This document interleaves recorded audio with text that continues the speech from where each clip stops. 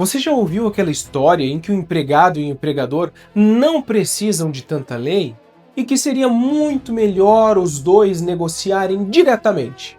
A Justiça do Trabalho interfere demais nas relações de trabalho. Não é isso que você tem ouvido por aí?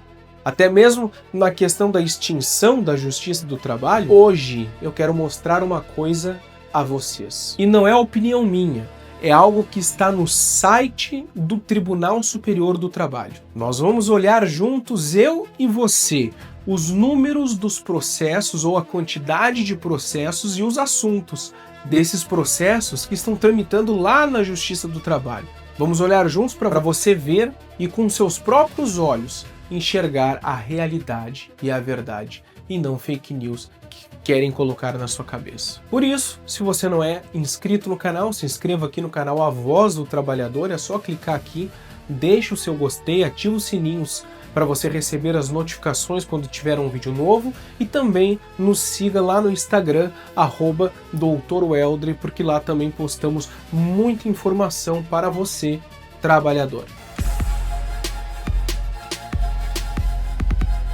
Aqui estamos no site da Justiça do Trabalho e o ranking de assuntos mais recorrentes na Justiça do Trabalho até junho de 2026. Em primeiro lugar, o adicional de insalubridade, 416.518 processos, isso em 6 meses. Indenização por dano moral, 388.677 processos. Verbas rescisórias, 386.776 processos. Isso aqui são direitos básicos, principalmente verbas rescisórias. E se nós descermos aqui, nós vamos ver a multa do artigo 477, que é quando a empresa não paga a rescisão ou não paga dentro do prazo, a multa do fundo de garantia, as horas extras, rescisão indireta, multa do artigo 467, que é aquelas verbas incontroversas, fundo de garantia por tempo de serviço, o intervalo dentro da jornada, o intervalo intra-jornada, aviso prévio, férias proporcionais, 10º proporcional, reconhecimento de relação de emprego. Então, olha só que são assuntos básicos e que, de fato, os empregadores não têm feito os pagamentos para os empregados e, por isso, o volume altíssimo de processos na Justiça do Trabalho. Eu pergunto a você, essas pessoas que não receberam a insalubridade, que não receberam as verbas rescisórias, elas conseguem negociar diretamente com o patrão para receber? O patrão, ele vai chegar e vai falar para essa pessoa que trabalhou e não recebeu as verbas, não, eu vou te pagar, tu tá me cobrando? Não, justamente porque não o fez, que se ajuizou uma ação. E com todas essas constatações, esses dados, uma coisa nós conseguimos ter certeza: é impossível o trabalhador negociar direto com o patrão. Quando nós vemos ali políticos e pessoas influentes falando que isso seria melhor, melhor para quem? Para a empresa, porque o empregado não detém o poder econômico. Para ele não vai ser melhor, ele vai ter que aceitar o que vier. Tanto que muitos estão aceitando o que vier, mesmo com a legislação existindo e com a proteção existindo sobre o trabalhador e com a Justiça do Trabalho existindo, que o volume de processos é imenso. Por quê? Porque eles trabalham e não recebem nem verbas rescisórias. De janeiro até agora foram, como nós vimos ali na tela, mais de 380 mil pessoas que ingressaram na justiça para cobrar uma coisa simples: verbas rescisórias, outras reconhecimento de vínculo, outras que não recebiam o adicional de insalubridade, que chegaram para os seus patrões com certeza e falaram: olha, eu vi que eu tenho direito a receber isso, será que não tem como eu receber?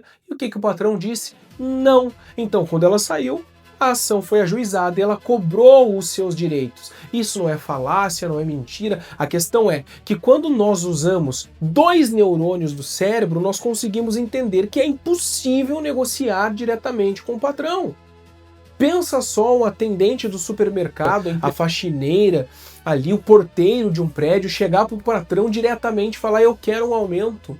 Ou melhor, vamos mais longe, o trabalhador de uma multinacional lá, o empacotador do Walmart, ou ali o empacotador dos hipermercados que nós temos aí, ou um funcionário da Van vai chegar no Luciano Henck e vai falar: eu quero o meu aumento, eu quero ganhar mais.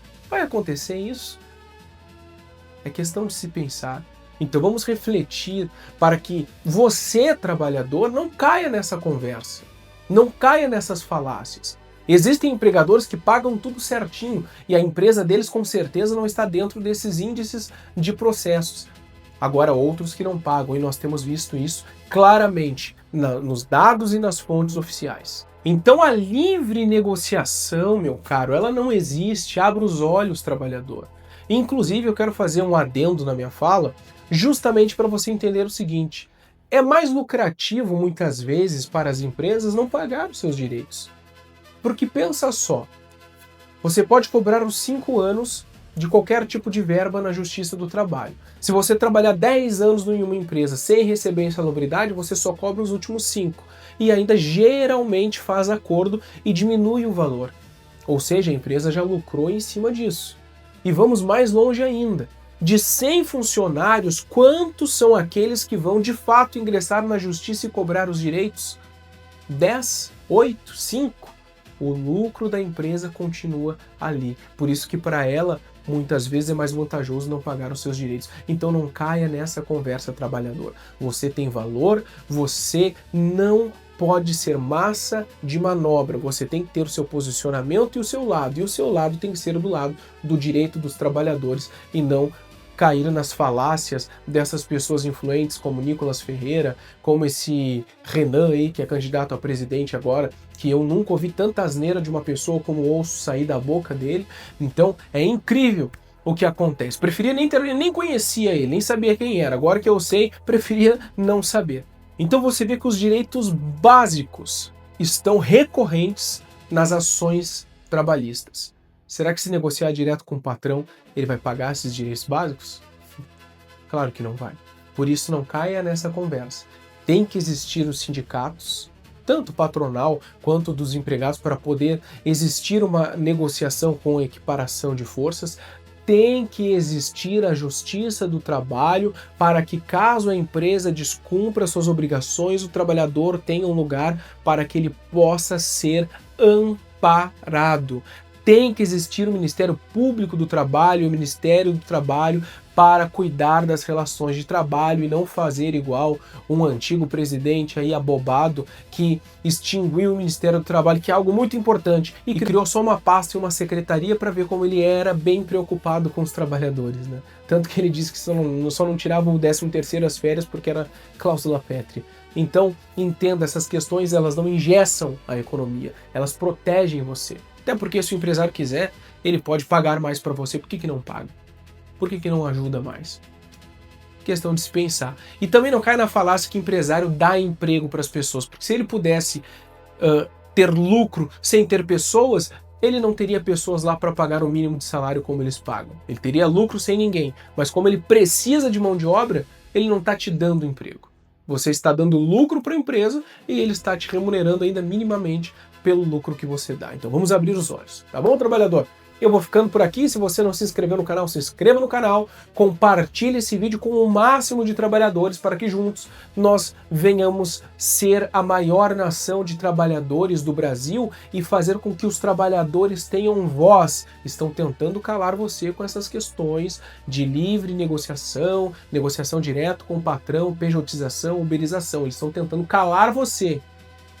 Não permita que isso aconteça. Se você ainda não me seguiu lá no Instagram, segue lá, @Dr. Weldre, porque nós estamos sempre lutando diariamente por todos os trabalhadores. Um abraço e até a próxima.